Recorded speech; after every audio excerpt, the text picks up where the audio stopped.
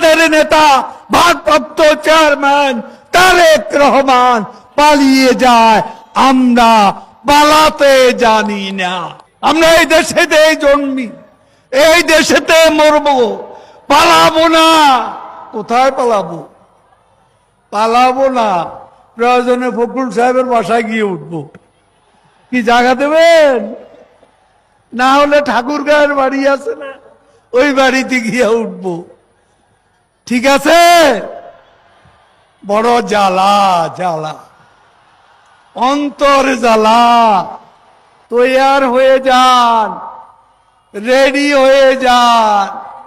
বিএনপির এখনো শিক্ষা হয়নি, শিক্ষাটা পাবে যখন আগামী নির্বাচনে আবারও পরাজয়ের মুখ দর্শন করতে